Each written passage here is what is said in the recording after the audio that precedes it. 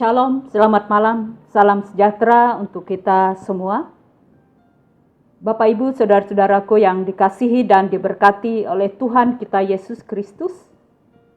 Sebelum kita bersama-sama merenungkan firman Tuhan dari kitab Roma pasal 3 ayat 1 sampai yang ke-8, mari kita berdoa. Tuhan Allah Bapa di dalam Yesus Kristus, terima kasih kami bersyukur kepadamu atas pimpinan penyertaan Tuhan dalam kehidupan kami sampai saat ini. Sebentar kami akan merenungkan firman-Mu. Firman-Mu menjadi kekuatan, sumber pengharapan, menerangi kehidupan kami. Pakailah hamba-Mu dan berkatilah kami semua ya Allah, sehingga firman-Mu sungguh menjadi berkat bagi kami semua. Dalam nama Yesus kami berdoa dan mengucap syukur. Amin. Saudara-saudaraku yang dikasihi Tuhan, tema kita pada malam hari ini yaitu kesetiaan Allah.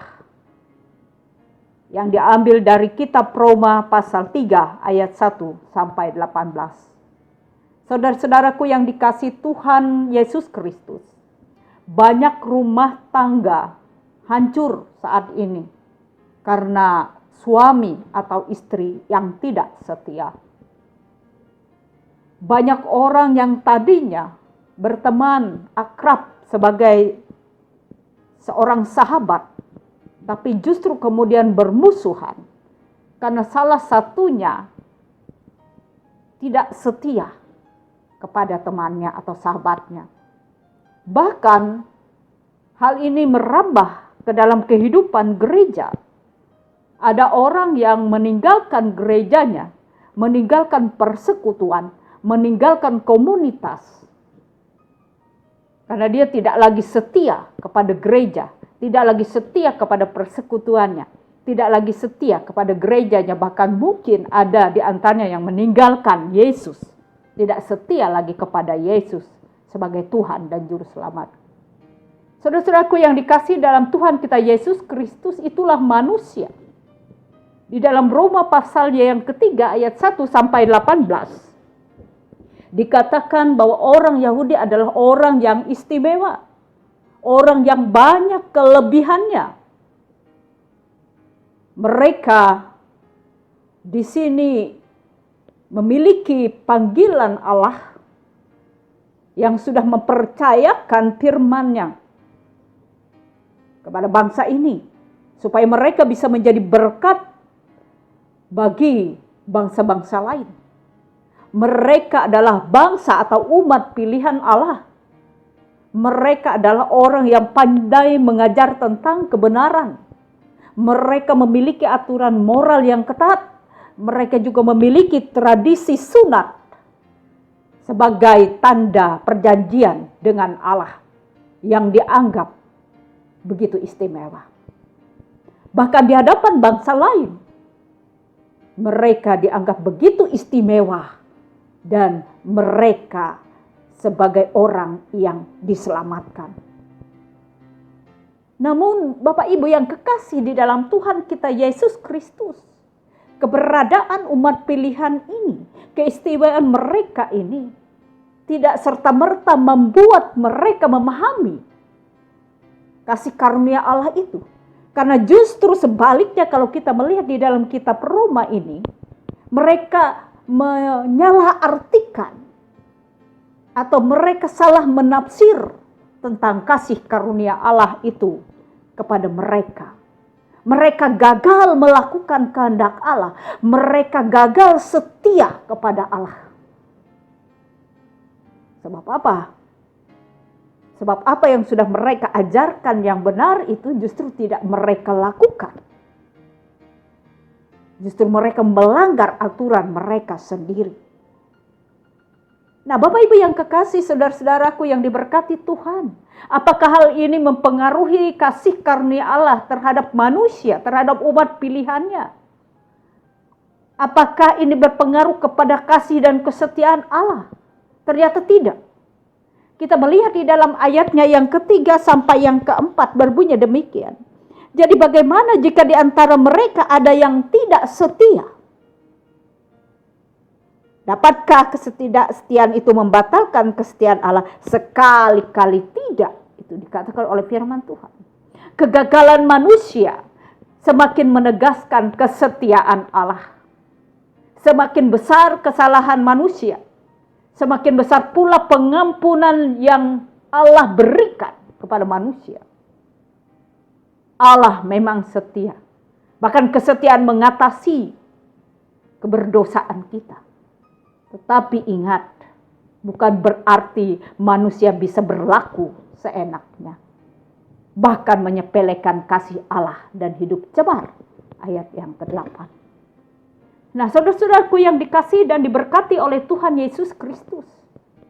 Jika manusia tidak setia, Allah tetap setia, bahkan teguh pada janjinya. Apakah Allah menepati janjinya? Ya. Padahal kalau kita pikir-pikir, kalau kita lihat kejahatan manusia sekarang jauh lebih dahsyat dari kejahatan manusia pada zaman dahulu. Sekarang ini manusia sudah sepantasnya dihukum oleh Allah. Bumi kita sudah sepantasnya dibersihkan dari segala dosa dan kejahatan manusia yang semakin tidak terkendali. Tetapi mengapa Tuhan tidak melakukannya? Adakah Tuhan cukup toleran dengan dosa manusia sekarang ini? Tidak. Alasannya karena Tuhan mengasihi manusia. Karena Tuhan setia pada janjinya. Sekarang ini banyak orang yang mulai meragukan kesetiaan Allah. Dengan pergumulan, dengan masalah yang sedang ia hadapi. Misalnya masalah keluarganya, masalah rumah tangganya. Suami atau istri anak, masalah ekonomi. Banyak lagi persoalan lain yang ia hadapi, pekerjaannya, usahanya. Dari hari ke hari mungkin semakin buruk.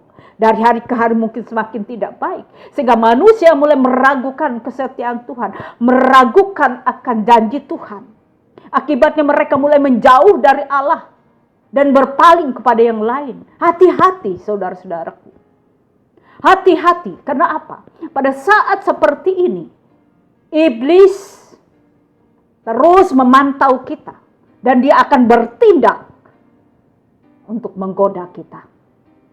Karena iblis akan menggoda manusia pada saat manusia itu mulai terpuruk. Pada saat manusia itu sudah mulai lupa. Pada saat manusia itu sudah mulai putus asa. Pada saat manusia itu mulai berada di atas, boleh dikatakan dia lupa diri. Seperti itu. Karena itu dia akan menggoda, dia akan bertindak. Hati-hati. Dan memang setia kepada Allah itu tidak mudah. Karena apa? Karena kita sebagai manusia ini, kita tidak dapat menerka hati Allah. Kita tidak dapat menerka pikiran Allah. Dan kita juga tidak bisa tahu kapan waktu Tuhan untuk kita. Karena itu kita sering kurang sabar. Kita tidak sabar untuk menanti janji itu. Kalau terlalu lama menunggu, kita berpikir Tuhan sudah tidak menghiraukan kita.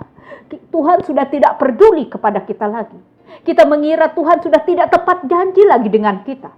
Kita pun akhirnya merajuk, kita pun akhirnya kecewa dan meninggalkan Tuhan.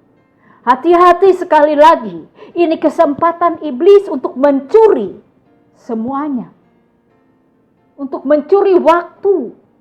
Pada saat seperti ini iblis masuk dan menguasai kita dan membawa kita menjauh dari Tuhan.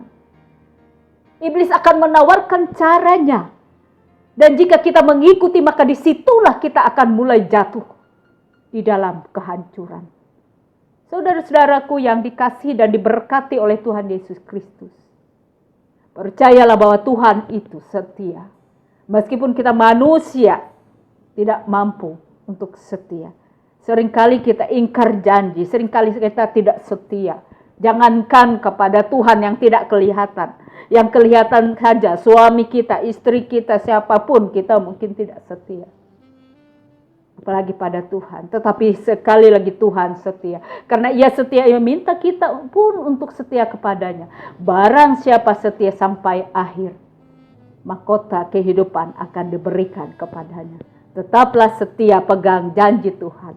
Tuhan Yesus memberkati kita. Amin. Shalom.